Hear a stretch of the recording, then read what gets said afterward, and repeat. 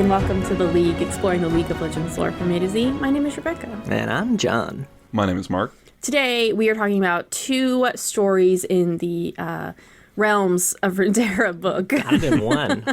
All Kindred, Eve, and the Daring Darling. The first one being a Kindred story, obviously. The second being a Shadow Isle story that does feature Vlkadimir. They're both a little bit spookier. Yeah, very appropriate. We are clearly dressed up beautifully. For anyone not watching, I'm in a Tibbers onesie because this was about all I could do. And I don't know how long I'm going to be able to keep my hands in the glove parts because they're already sweating just so much. And like I'm already clumsy and trying to hold my drink and everything. Yeah. It seems tough. I expect some spillage. Yeah, Yeah, same. let's think of that. Like, what do you think? 40 minutes in? 25? When do you think? There's also As soon as it's of, like half done. there's cat hair all over this part, the hands, because it was in our closet and our cat was sleeping on it. Anyway, John, you want to describe your half costume? Tibbers, half Rengar. Yeah, I like it. Or Nico. My costume is my Renaissance Fair outfit. It dates back to Ooh, The God. Renaissance itself. 2000 and God, I want to say maybe And like 0. 4. Yeah. I worked at a Ren fair for a while. A long and I didn't time. always have this costume. When I first started, I had just a super shitty costume, but then I was a main enough character that they gave me a real costume, which I took when I left. It was really nice of them to That'll give to teach you. them.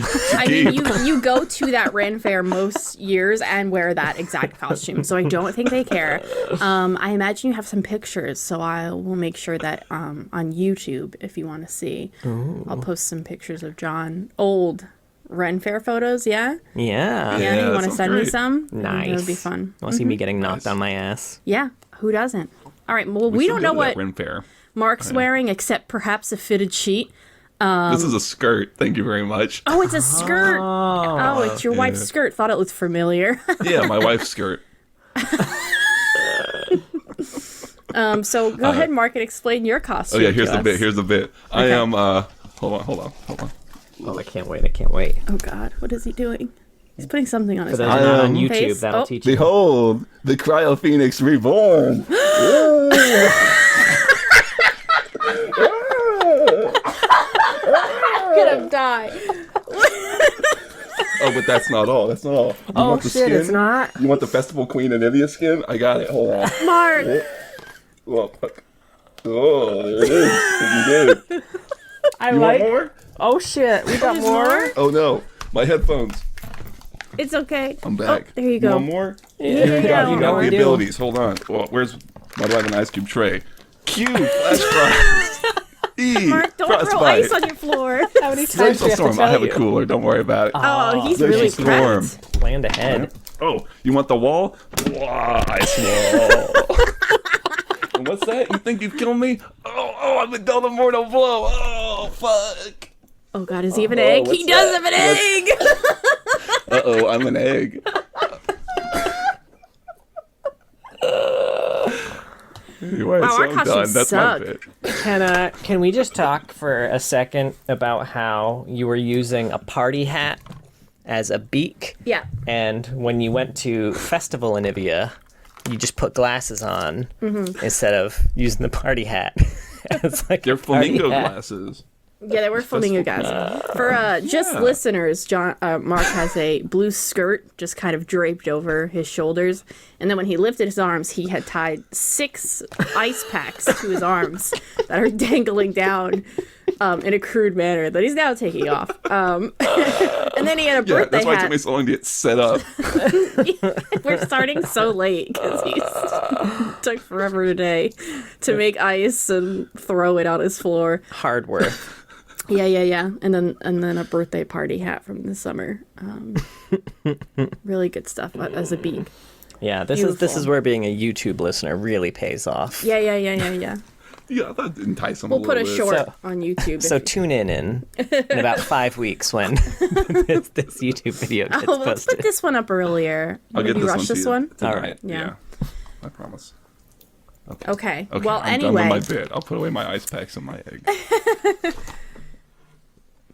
Well, we can start first with All Kindred Eve. Yeah, this is a Kindred story. We did talk about it for Kindred, although Mark at the time was the only one who had read it. Yeah. And now we've all read Now it. we've all got it. You're not so special anymore, are you, Mark? Oh, shit. Jesus. Well, you know, I'm the one wearing a skirt around my neck. That's fair. True. He did And tie ice a bunch packs of ice on your packs to his arms. I think They're he's off taking my those arms off. finally. Yeah. I'm decoupling myself. I was really excited to come back to this one. I remember really liking it. And I'm being really excited that, other people.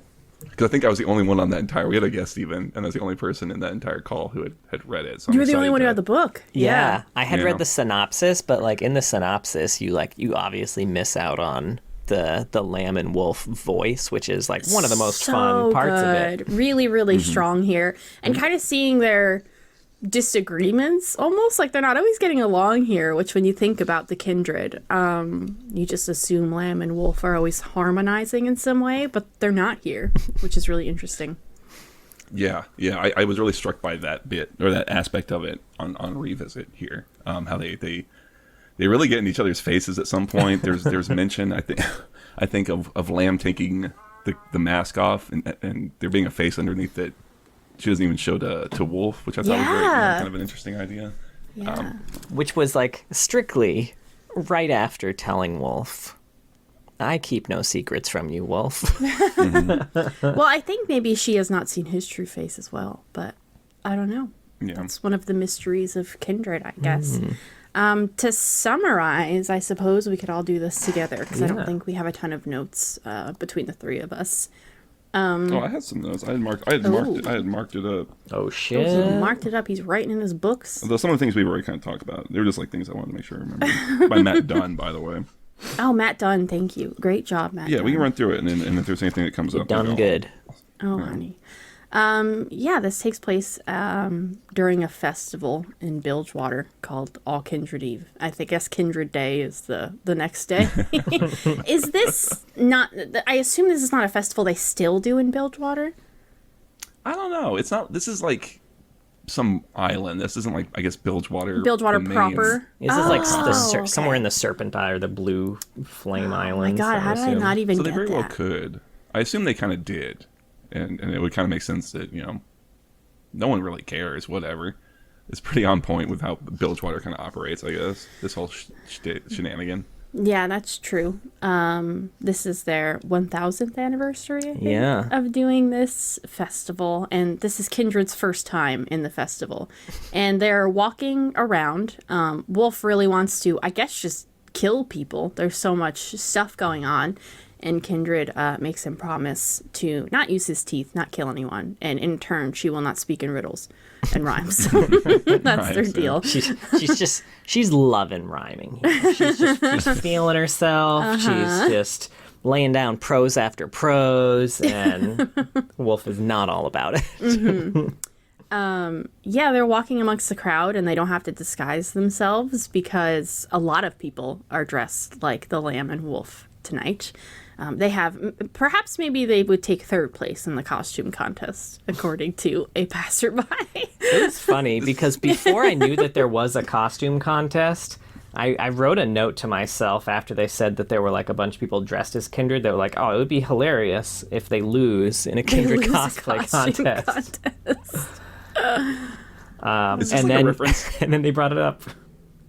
Is this a reference to like Dolly Parton very famously getting third place in the It's gotta be Parton right. contest? Oh, that's right? really funny. I didn't think Which of is like that. it's a funny thing to find in this kind of funny, kind of spooky tale from Runeterra. Yeah, no, it's great. I love that whole scene. That the guy and the couple who's kind of talking to them is like didn't get put shit into his costume. He's like one of those like frat guys who's like, he just wears like a Speedo or something like that. Yeah. And the girl that he's with had like really tried to make a nice Kindred costume with all of her cotton, that she stuck to her. He's wearing his fucking ice packs and shit. And it's like, throwing ice cubes at people. This is the first hint we get that something is going to happen later. The girl says that she she's putting her bets on Lamb this year, And then as the story plays out, we see that there is a man, the last good man in Bilgewater, I guess, that they have dressed as Lamb very crudely. He's not in a great costume, and he's clearly been starved and beaten and locked up for a really long time. They drag him to this tree that is of importance. It's a dead tree. This is something have like a history to it. I didn't catch that. There's some like vague reference. Like Wolf says that he remembers the place, but I don't think I don't remember.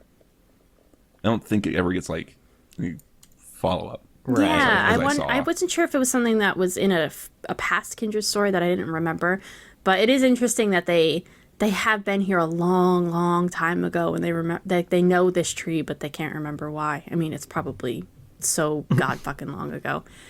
Anyway, this poor Lamb representative is going to face the champion Wolf, and the entire purpose of this festival is if Wolf wins, they will continue with their law breaking and horribleness, and if Lamb wins, they will live a peaceful life for the next year. Nice honest life. A nice honest life. They'll pay their debts. They'll keep their word. Mm-hmm, which of course everyone boos, and Lamb has never won. And this does not sit well with the real Lamb. Not a fan of this kind of insulting idea for the two of them. So when he like takes a blow to the head with this massive like hammer with teeth in it, to everyone it looks like he just lives, and it's because Kindred does not point her bow at him. She points her bow at the wolf and kills him instead. The fake wolf, obviously, not the real wolf. Well, this pisses the real wolf off because he's like, excuse me, I thought we weren't supposed to. So eventually he does kill a few of the wolf people. But... and the lamb. Yeah, and the lamb too. Eventually. The lamb had fallen first, so the poor girl was like, oh, yay, I'm rich. The one person who had bet on lamb. But, of course, someone else has checked the pulse and just is like, the wolf is still alive, and the lamb fell first, and we will continue as always. We get the rest of the story just kind of from an exchange of lamb and wolf afterwards. The dead tree had caught fire, and lots of people died. Wolf had a hell of a time there. I think Lamb, the only person she took, was the one who had bet for her to win, because I think she was hanged for her misplaced bet, her misguided bet. That's the story. The imagery is great. It's very creepy. I think the best part for me was the description of the 3 wolves that the lamb is brought to first. And they're all wearing actual dead wolf heads that are like, have been put in different positions to represent like the different parts of wolf, I guess. Really creepy, really reminiscent. Costumes that like they sit up above their head. Yes, kind of like really, but they're like these real, actual dead wolf heads. It really reminded me of the Vlkadimir story when they're summoning Vlkadimir. Yeah. Sure. Yeah, I get real like, I'm completely blanking on the name of what I was trying to think of. With it, Nicolas Cage made a remake of Wicker Man. Type situation, things like that. It is really creepy. It's nice because there's a lot of comedy, especially at the start. You know, like we talked about the exchange with Kindred and Wolf and the actual like revelers. But the kind of showing of like the lambful and how they're treating them and how cruel it is very creepy because as like midnight sort of strikes, it kind of turns into this weird sort of like funeral / parade dirge procession thing with all these. It's kind of like the lottery. That's the other thing I was trying to think of. Oh, the lottery. You're so right. By Shirley Jackson. I love Shirley Jackson. Great short story. If you've never read it, it's really phenomenal. Yeah, it definitely has that vibe. It is interesting that it's this fun festival and people are misbehaving. There's fights, they're shooting guns in the air. But then all of a sudden, it's like this weird, dark, cult-like sacrifice. And you're like, oh, okay, this is the turn we're taking. It's not just Comic-Con, man. Yeah, what the hell? How did I get here again? Unless it is. I've never been, so maybe that's how all Comic-Cons end. Right. There was like, in addition to kind of the the lamb and the wolf bit, there is also kind of a master of ceremonies who's telling the story of Kindred as well. That's a great part. And there's, like, lamb and wolf are there listening to the story of how they came to be lamb and wolf. And it's clear that, something has been lost in translation over time, because the story starts and Wolf is so excited. He's like, oh, I know this one. I know this one. And like a little bit into it, he's like, wait, do I know this one? And then the lamb, after they like split, their version of lamb had like a scimitar that she was wielding, and Wolf got so excited. He's like, do you have a sword? Do not hide it from me. He thought that she had a sword this whole time. Right. No, yeah, it's great. It really highlights like how Kindred's a great thing to reflect on like the cultures, because they have a bit where it describes all the different ways people from different places dress up, right? For you're to represent the Kindred. Like Ionians do like it's like a, God, what was it, like a snake and a sparrow or something like that, or it's like an apple and a, I don't remember. I didn't really write them all down. They're right here somewhere, but this is interesting. It's like Shuriman's. It was like gazelle and hyenas, things like that. And there was a jawworm too from Bilgewater. So even the Bilgewater folks have their own interpretation. Yeah, jawfish and a minnow. Yeah, the minnow. That was it. There's also, I don't know if this is mentioned elsewhere or not, but we did get like an old name drop for them too. Faria and Wolio. Wolio. Yeah. Wolio.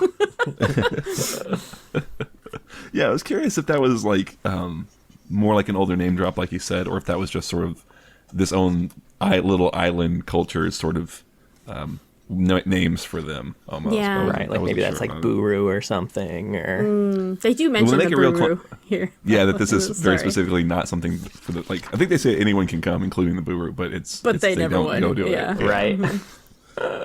Which is kind of funny. Yeah, they also do mention here, because during the story it says something about them fighting or something like that. I don't remember. There was, and it was something that we had talked about for the Kindred thing too. Yes, about when they will finally die. Yeah, when there's no one left to die, like they're gonna have to take each other. But I like it. Their ideas after an eternity and a day is when I think it was how they phrased it. They're very cute. I know. Even with all their fighting, they're always just like they're on the same page, kind of. Yeah. Was wondering though about Wolf, because they're at this festival and Wolf wants to kill everybody, but Wolf's whole thing is that he kills people when they die, right? So I was just confused by this. I guess, so for example, one thing they kind of point out is that as people are arriving, it's kind of understood that some people are going to fall in the water and die. It's just like the way things start is some drunks fall into the water and die. And notably this year, no one fell in and died because Kindred are busy walking around and not taking anyone. Okay. Yeah, that makes sense.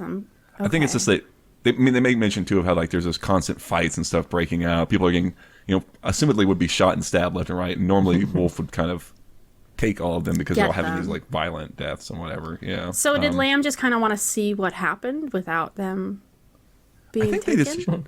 Everyone needs a day off sometime. Yeah, I think it struck me as like just they were genuinely kind of curious as to this. Like, hey, look at this! They're doing something about us. Let's go see what's up. Let's not kill them all for just a second. Just let them do their thing. I guess that. Yeah. That's kind of how I read it. It's interesting the way like because Kindred are so other. But they have a lot of, especially Lamb, I think gets a lot of like, I don't know, almost humanization in this. Yeah. Like the fact that she kind of intervened mostly because she says some line about like, oh, they tug on her hand and they don't know which hand they yank. But really it's like, she's been getting clowned on this whole festival, right? Literally. That's not what I've had enough of this bullshit. Yeah. Weak? That's what I was looking for. Weak? There's a bit she's like, I do nary would I speak in such a a manner, and the immediate words from the guys are like, nary have I. Yeah. Wolf's like, nary, I'm a stupid lamb. So I just love that she gets like just annoyed. It's kind of funny to see Kindred be annoyed at things.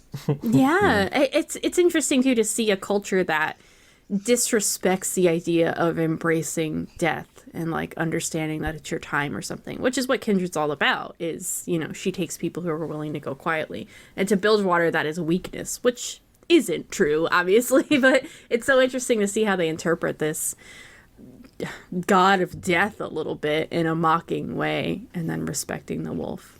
And it's interesting too, because while Noxus has like a very similar ideal of like, you know, fuck lamb, we're all about the wolf, like it's also very hard to imagine them doing some sort of festival like this, because it seems very cowardly to even do something like this. Is very much a festival of cowards who want to see themselves as big and strong.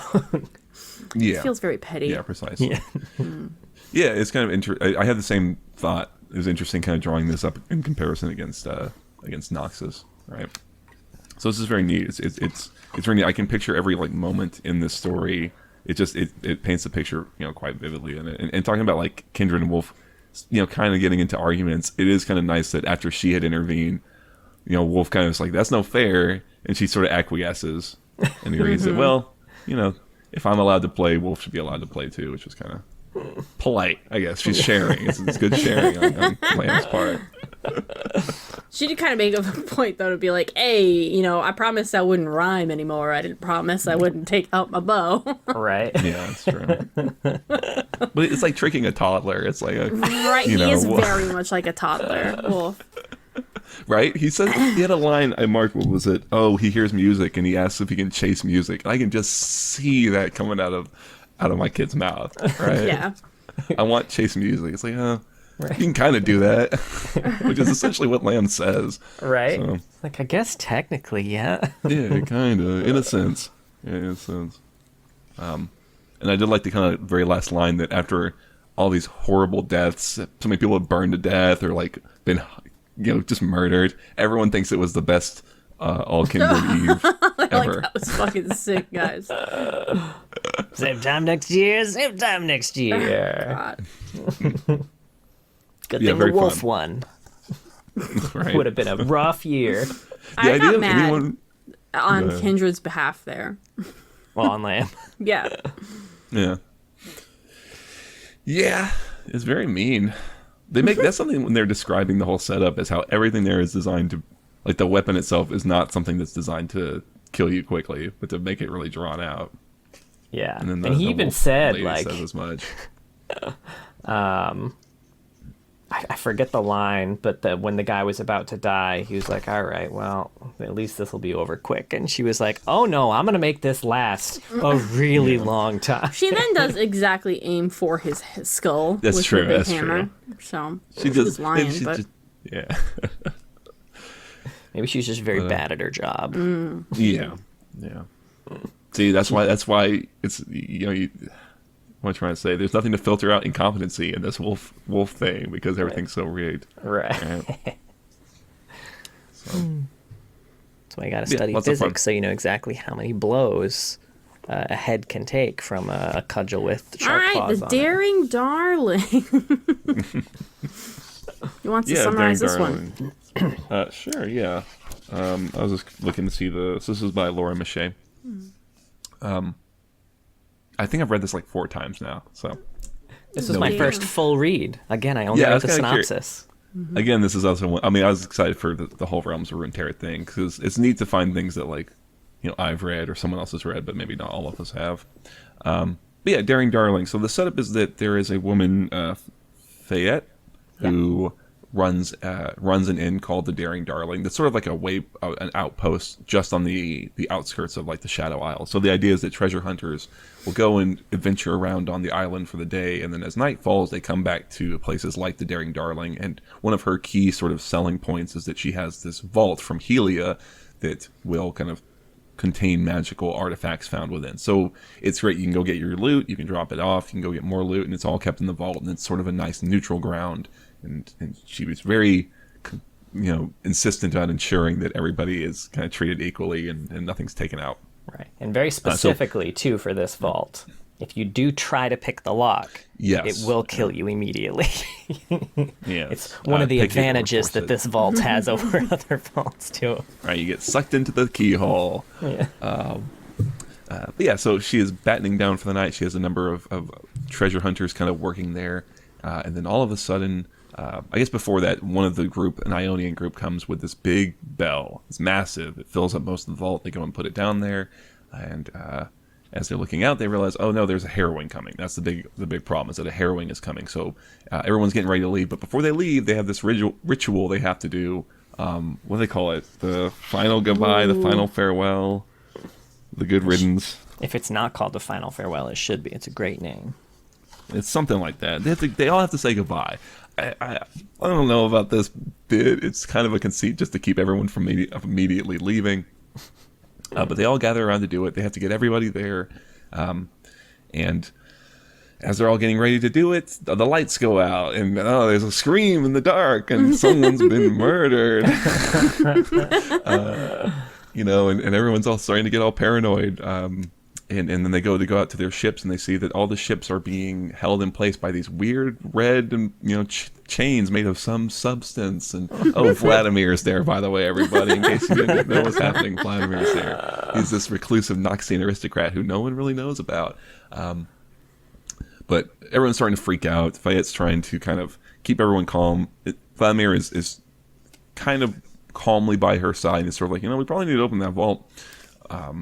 But chaos, kind of erupts. People, go and hide in their rooms. Other people are trying to figure out who's the sorcerers who's keeping the ships all stuck in there. Meanwhile, the harrowing is kind of descending on them, and Fayette and Vladimir go up to go and get some people, and they end up, killing some of them because everyone's all freaked out, and they get back down, and ghosts start showing up, and they try and run out to the docks, and the ghosts are showing up, and it's all this sort of chaos, and it culminates in Vladimir has kind of been alongside Fayette this whole time, and has been like more and more insistently trying to get her to open the vault. And finally, at one point, she refuses, and she goes to open the door from this room they're in, and a big tidal wave of blood washes over her. And when it leaves, she realizes she's being puppeted. She can't control her body, and it's moving her down to the vault. Makes her open the vault, and then she passes out and wakes up and comes back up. And many of the treasure hunters and sailors have been killed. There's a few still left around. And Vladimir and one of the treasure hunters who has betrayed them all come down, decked out, that was blinged out in artifacts. They've got them all, and they reveal that he was the one who had done it the whole time. It wasn't the Demacian who was actually secretly a mage or any of that nonsense.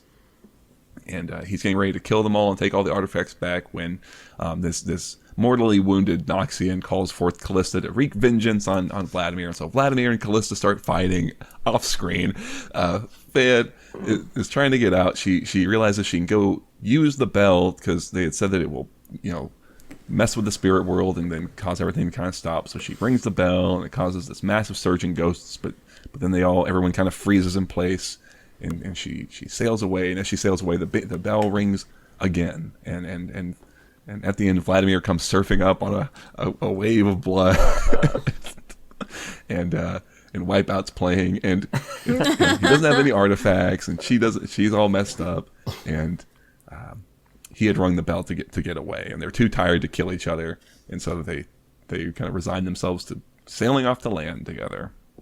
Everyone else is dead. Yeah. Man. Vladimir could have avoided all this if he just gave them a fake name. That's true. Yeah, I kind of wish they didn't name drop him so early, because they make a real point of very early saying all the candles have gone out. What's the substance on it? It's blood. Okay, that's creepy and weird by itself, but then immediately Vladimir shows up. It's like, okay, well, I think I know what's happening here. Yeah, I would say this is probably like a much better story if you have no idea who Vladimir is or anything like that. Because he does drop at some point that he does hemomancy, and so you could probably guess if you don't know anything about League. Oh, it's probably like blood magic. Right. But knowing Vladimir's there, like, oh, he's going to be behind this the whole time. Do we know whenabouts this takes place? Because at the time he's working as the Black Rose, yeah? I think so. He makes constant reference to his benefactors. Yeah. But he also says they're more partners. I think at this point he's definitely working. This is very on brand for them, right? What same shit they do with Elise. Trying to get And it had the same success rate as a lot of the other plans that the Black Rose does. This close to putting one in the win column for the Black Rose. All right. I didn't think he was still doing shit for the Black Rose, but I don't know. This felt very different than like Vlkadimir that we get in, other stories of his. Yeah. But I don't know. I mean, maybe he's got different.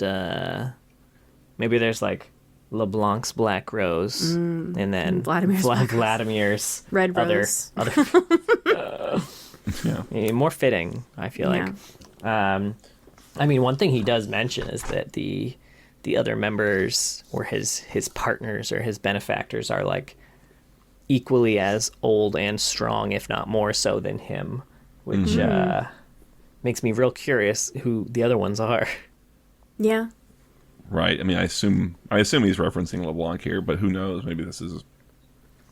I don't know. All the benefactors are just LeBlanc and various clones of LeBlanc. Probably. Honestly, probably. Yeah, exactly. Right. Probably. He was impressed with Fayette, by the way. Fayette. Yeah. I think like offered Lafayette, her. I was also thinking like Lafayette. Fayette. Okay. And like offered her a place next to it, which was really interesting. I really liked her too. I was glad that she lived. Hopefully she still lived.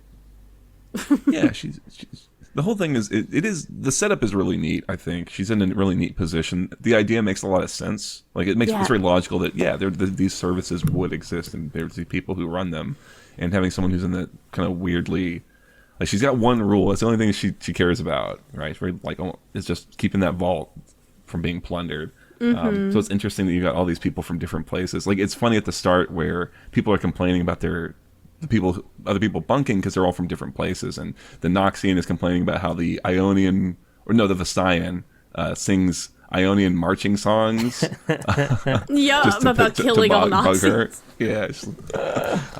And she's like, I don't give a shit. Fayette, she's like, I don't care. Right. Figure it out. Yeah. And everyone's there under essentially false pretenses, basically. You have... Oh, yeah, they're all lying all the time. I mean, she's lying. Pretty aware of it. She's like, they're allowed to lie. I don't know. I just keep their shit safe and they pay me. I just do the vault. Yeah. Who do we have? One job on this. The Piltover, who turns out to be a Noxian working with Vlkadimir. Oh, yeah. You've got the Noxian merchant, I think she was supposed to be, who turned out to be a war mason. Obviously, you've got the Noxian aristocrat. Vladimir. It's Vladimir, folks. Everyone said they failed to find what they were looking for. And they all found what they were looking for. They all had a great treasure hunt. Yeah. It is funny that like every time, unless you have something you can't hide, you just go and be like, terrible day for me at the Shadow Isles. Your pockets are jingling. Right. Saba would have tried it, but they had the big bell. They had the big bell. They couldn't quite. Right. Didn't find anything. We've always had this big tarp. Excuse me. Oh, and her friend, the Demacian, who she had known the longest of all of them. He'd been there for kind of a while. And it turned out that he had been a dark mage the whole time, too. Well, he was a mage. I don't know if he was just a dark mage. Was he? Well, I think Saba said that it was dark, specifically. Oh, I mean, what the fuck does she know? She's kind of a dick. I think that's written way more as ever. She's completely panicked. And just I think has found someone with a magical ability, she right? could just sense their connection to like spirit realms and stuff. So yeah, he is a mage, and Fayette, who had known him for 10 years, and he was kind of like, how the fuck did you think I survived going to the Shadow Isles and back for 10 years? But yeah, he was from Demacia and grew up with a lot of shame and had fled as things got really bad. He was so Silas nice. Name drop there, too. Yeah, he had mentioned Silas. He's like, I don't believe you can identify magic. There was a boy in my village who could identify magic, and yeah. Yeah, it's kind of like I said. I guess I wish there was a lot more of that whodunit going on. Maybe things were a little slower. Because it descends into an action piece. It does, and it does give the vibe of like a Clue murder mystery almost, which is really fun. And having like the ticking clock of the harrowing. But they mention that they're probably about an hour away from it coming. And that hour seemed to go by so fucking fast. Whereas I think if this or a longer story, having that hour slowly ticking by would be really ominous and cool. Yeah, that'd be neat. Yeah, I agree. It still has fun moments. Some of the ideas for like that one guy found the artifacts. Was it the Piltover who had found the glowing sort of ghost bear traps that track your spirit? It was very neat. I thought that was really clever. Just a neat idea. Maybe if they played more with some of the artifacts too, that could have been fun. But they're always in the vault, so it's. Yeah, I know, right? I know. Or being hidden on someone's person after they said they didn't find them. Sure. But yeah, the bear traps can trap people's spirits as well as their body. So yeah, it's a real creepy idea. And then they had the one, and actually I was curious about this one too.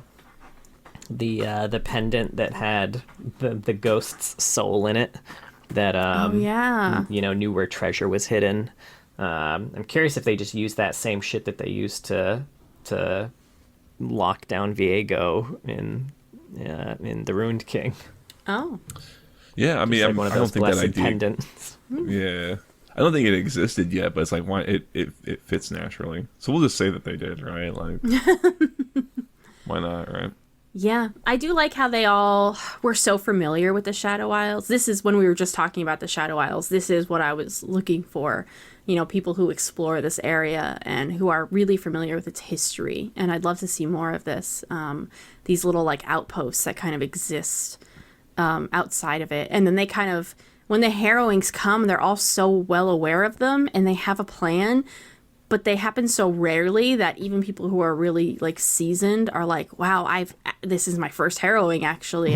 This is terrifying. That's got to be so fucking scary. And I did love how at the end there, someone did summon Callista. One, because I love Callista's whole thing is that as you're dying, or to give up your life, you can get revenge on somebody. And get that revenge. Like, you can do it yourself. That's so cool. Sometimes. Yeah, sometimes. Most of the time. Depending on who's writing the story. And yeah, somebody here who is in the Shadow Isles or exploring it would have deep knowledge about Callista. And that's so freaking cool. And Callista's just cool. And I think if it weren't for that bell, I think she would have won that fight. Probably, against Vlad. Absolutely. Because it said Absolutely. Vladimir was decked out in artifacts and spent them all just to barely survive that encounter. She's like constantly throwing spears into him, and Fayette's like, well, I hope he fucking dies as she leaves. Yeah, there's one bit where it says she's just repeatedly stabbing him. I just imagine him like being like, "Ow, stop! Mercy, that fucking hurts." My W's not up yet. Fucking chill. Seriously. I mean, when he kind of surfs up to her in the boat, it says he's covered in his own blood and looks like much older. It's as if the he's effort not looking has as hot. aged him. Right. She was checking him out earlier, and she's like, "Oh God, that the lights turned on." Last call, man. Yes. Sobered up. Shit. All right, so the Daring Darling. Yeah, I would like a novella. Yeah, a novella would have been dope. I like Fayette a lot too. I want to know where she's now. Unless this is old. Maybe she's dead. She was just a human. I mean, probably. It's like their livelihood got completely wrecked. I know. Her whole thing. I know. She should just join Vlad's crew. Honestly. I mean, in fairness. Although that vault's probably still there. Yeah, the vault's probably fine. She's just got to go back. I guess that's true. But then you gotta build it up again. Oh, yeah, man, people are never going to trust her again. All that shit was taken. There were people who weren't even there that day who like leave stuff in the vault. That's how much they trust it. And now it's all gone.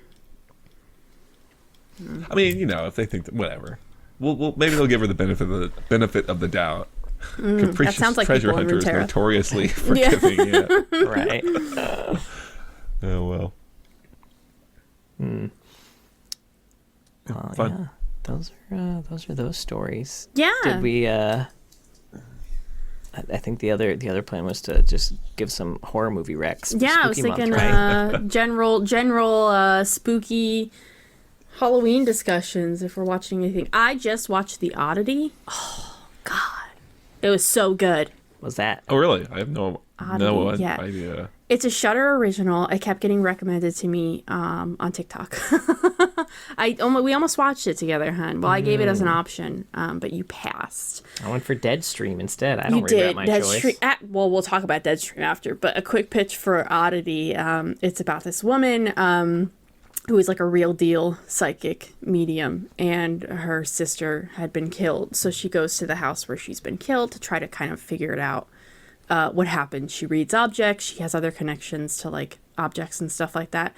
The story's great. The setting is so good, and like it does a good job of mixing up jump scares with like very slow tension, which I really like.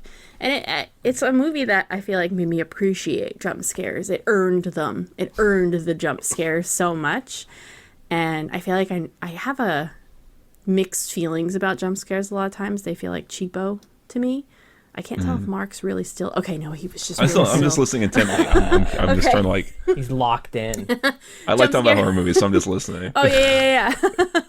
But I've now come to appreciate jump scares as being part of the fun experience of a horror movie, especially if you're with other people. But I do think Oddity was... it doesn't rely on the few jump scares it has too heavily, and they do feel really well deserved. And there is just a lot of strange shit going on, and I loved the house that it took place in. It was really cool and creepy. So many dark corners. Really recommend Oddity. Is it pretty much contained to that setting, the house, then? Yeah, for the most part. But the other place they go is a guy who works at like this incredibly creepy asylum. So those are like the two places that you go to. I kept like looking at this place like, is this like the lowest funded? What's going on, guys? This is like where it looks like the asylum you search in Outlast. Like, I mean, it is a Shudder original. Yeah, I don't know. But it was so good. Yeah, that's surprising. I feel like when I see Shudder original a lot of the time, I think it's a mixed bag. Yeah, that's what I mean to say is that it's like I have no trust, I guess. I don't know. I really I'm thinking about getting Shudder for like a month or so, because I keep seeing recommendations for movies. Another one that keeps popping up is called Daddy's Head. I know it's a really bad name, but it does look really good, and I want to watch it. I haven't watched either of these things. I watched Pulse recently. I know there was an American remake, but I watched the original Japanese one. If you want to talk about a complete lack of jump scares, but still having these really very tense, like just completely ratcheted up sequences, I really enjoyed that aspect of it. It's a little uneven in certain points. I think it'd be a little tighter. It's a little long, but it has these moments that I wish I could. I wouldn't want to spoil anything. Yeah. But just has these moments, like the very first thing that really kind of happens is like, I just spend so much time in this sort of like uncomfortable sort of space. I really enjoy it. Really like. So I would recommend that. I watched this movie called Possession with Sam Neill and I can't remember the female lead's name, which is a real shame because she's a batshit performance in it. I swear to God. Oh, I don't know this movie. Yeah, I'm trying to remember. I feel like the director is some film person might know. Maybe not. Andrzej Zawalski. I don't know. That movie is bizarre and insanely over the top, but it's got these really weird, creepy sequences. And the setup with that is that it's about this man who comes back from, I think he's a spy in like the Cold War, and he comes back home and finds out that his wife is cheating on him, and it's like horror through the lens of like mostly a family drama. But everything's ratcheted up to like 11 in terms of like just the performances, and people are just screaming and yelling constantly, and just it is an insane film, especially in how like they were I assume directed. It's just nuts, but it's interesting for sure. I don't know if I'd recommend it necessarily, but it's kind of Okay, wild. yeah, I'm like, you're not selling it, but it's interesting. You know what I mean? Well, we watched Deadstream too, which was I think another Shudder original, right? I think so. Yeah. And the whole premise of this was it was all through someone's live stream. The entire movie is through a live stream, and it was from a streamer who he's been canceled. He's he was popular. He's done some shit, and he's just got access back to his account. And this is kind of his big comeback. Like, I've got I finally have sponsors again, and this is going to be the big thing that gets me back on the map, baby. I'm going to spend the night in this haunted house. So he is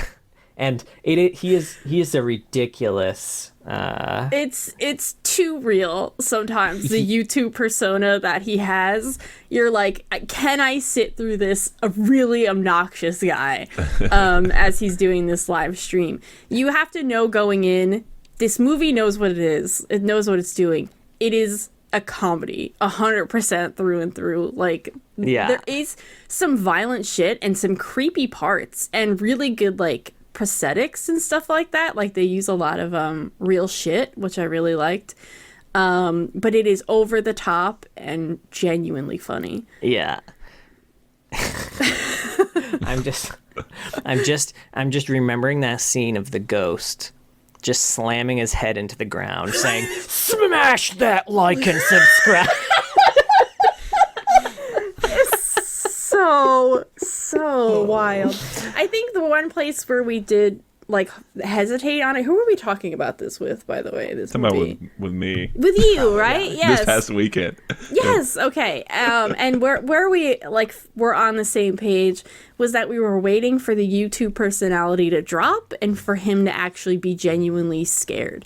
I think that would have been a great turn, but it is very funny at a point for him to like still have this, like maybe he's that goddamn desperate for like this to work out that he's like, I'm not even gonna drop this YouTube persona when I'm dealing with like demons and shit. Yeah. Mm-hmm. It was I don't know. It was pretty funny though. It was pretty funny. I liked it. Also we watched recently The Blackening. Oh, The Blackening was also extremely funny. Yeah, that's another horror comedy. I love a good horror comedy. Yeah. Sure. Mm-hmm. These group of like college friends haven't seen each other in a while, and they're gonna get together at a cabin for Juneteenth. And there's this like extremely weird board game that they have to like do this trivia or they die. But it is really funny. And then, if for some reason you haven't watched it, we didn't watch this recently, but it's just like an all-time favorite horror comedy of mine. Watch Cabin in the Woods, y'all. Oh, just like, if you haven't seen it, just watch Cabin in the Woods. It's fucking great. If you've not seen Cabin in the Woods, I want you to write some sort of comment on the YouTubes or somewhere to let me know, because I don't even believe that you exist, I'll be honest with you. I mean, who knows? It's a little... Yeah, it's like maybe that movie's a little old now that I think about it. It is pretty old now. It's a little old, and I do feel like when it much came horror. out too, I feel like it's kind of hit cult status now. But I remember when we went to each time we went to go see it in the movie theater, I feel like we were very busy. convincing. It wasn't busy, and we were convincing the people that we went with, like, no, trust us, guys. You gotta. It's worth it. It's very interesting. Yeah. The problem was that they couldn't advertise it in the proper way without spoiling it. And going in while knowing jack shit about the movie, which is what we did, was so goddamn funny. And like, that was a great movie theater experience. That's interesting. Yeah. I've been rewatching Scream. Great franchise. I haven't gotten to 5 and 6 yet, and I'm nervous. But they're the only two I haven't seen ever. But they're some of my favorite movies of all time. I'll get there.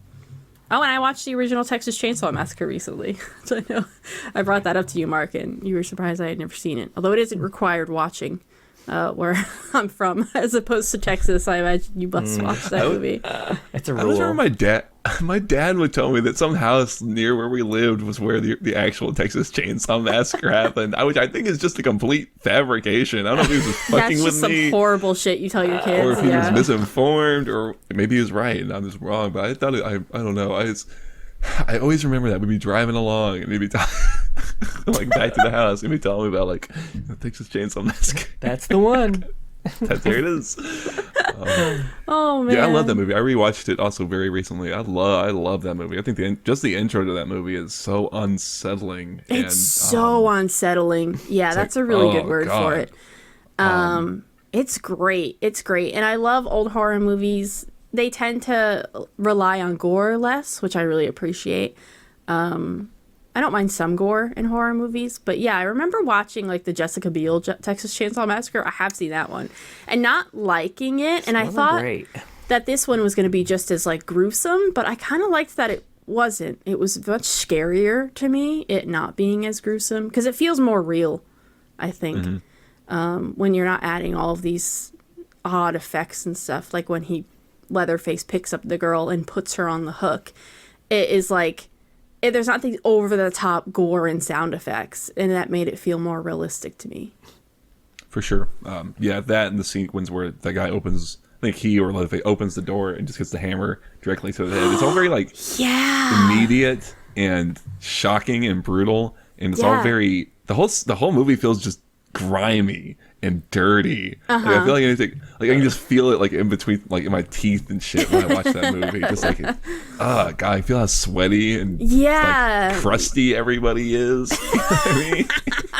I will say there was a lot more raspberry blowing than I thought there was going to be.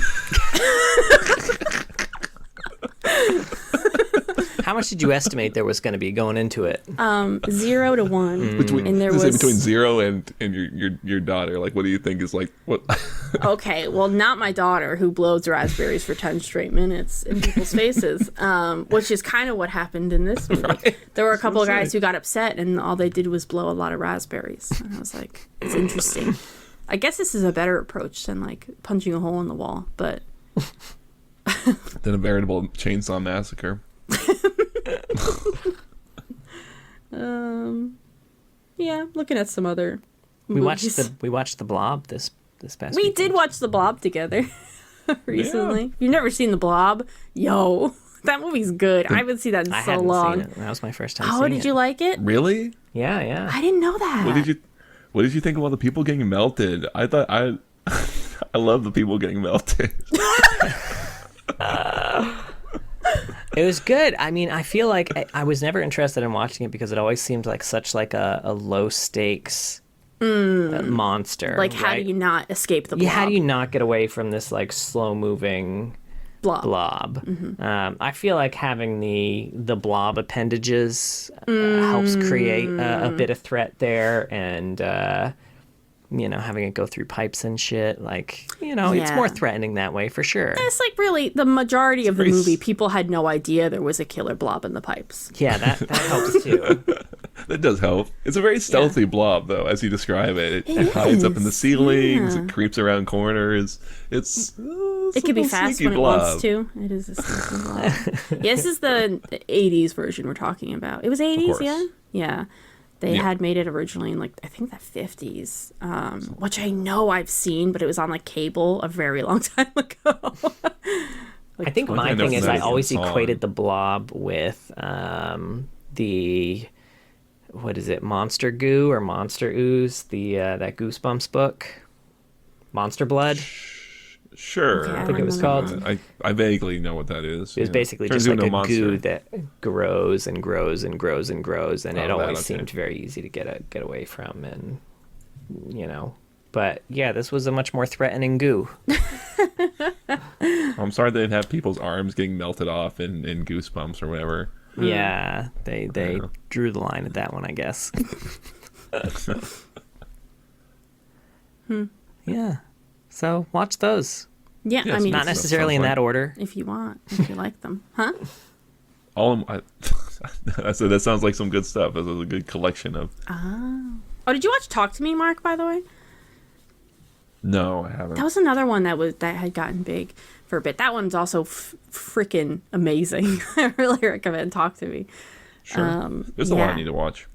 Yeah, that one's about this like group of teenagers like have this hand that if you hold it and say the right words, you'll see like a spirit, and then you can take the spirit inside of you, but you can only do it for a minute or it might not leave.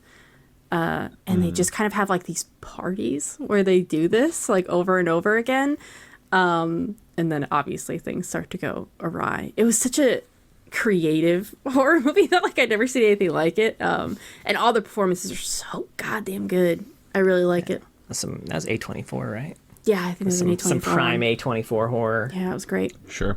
I have a lot of stuff in there, the broad A24 oeuvre. that I need to consume. Mostly what I put on these days is crappy 80s or 70s horror movies on Prime while I'm busy doing like washing dishes and stuff like that. So, yeah, I'll try and sit down and watch some. Yeah. Well, that was our Halloween episode. Spooky month. The pause did not last very long, by the way. The Tipper's pause.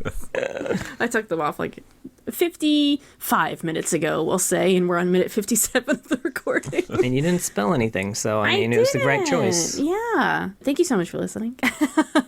I don't think you can find the stories we talked about really anywhere except for the Realms of Runeterra book. Is it posted anywhere? Does anybody know? It is not. You can find the synopses on the Reddit, but they don't have the actual stories themselves. You know, Mark's looking for something. And the stories. I'm looking for my book. Good. I was going to hold it up, but Oh. I know the book does look great. Hold on, we'll hold it up. We'll hold it up on our side. I got it. It's a beautiful. We'll both hold you'll it both up at the hold same it. time. I love it.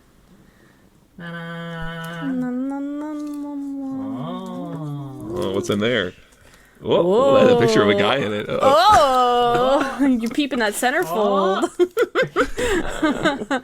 Yeah, it is a great book. You can still order it, even off Amazon. It does take a little while to ship. It's not, in the warehouse, I guess. Or maybe your local bookstore. That'd be cool. Sure. I'm sure you can order it. Most bookstores will allow you. Anyway, we have a Twitch. Twitch.tv/loreheads Jin streams. That's me. That's I John. guess. On Saturdays, he does TFT in rooms with viewers.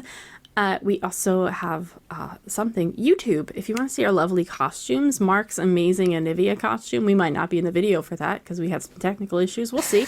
But Mark's video will be there, and that's all that matters. Right. No matter what, good, Mark's getting posted. Costume. Hey. Yeah, but check out our YouTube. We also have a Discord. If you want to find some people to play League with or make fun of us, then join the Discord. And we have a Patreon. Thank you so much to all of our patrons. But a very special thank you to our Medarda tier patrons, Mr. Dead and King of Hearts. If you were treasure hunters on the Shadow Isles, I would make sure that no harrowing got you. And if Vladimir tried to step up, I'd be like, psh, fuck off. And I would call Callista on him. Then you die. Damn. I would do what I had to do for our fine patrons. Right. Okay. Goes that extra mile. Yeah, it's beautiful. Thanks. Please be sure to join us next week. We are prepping for the big moment to everybody. Arcane Season 2 is almost here, and we need to rewatch Season 1. We're going to break it down into 2 parts. So join us next week as we do our rewatch of Arcane.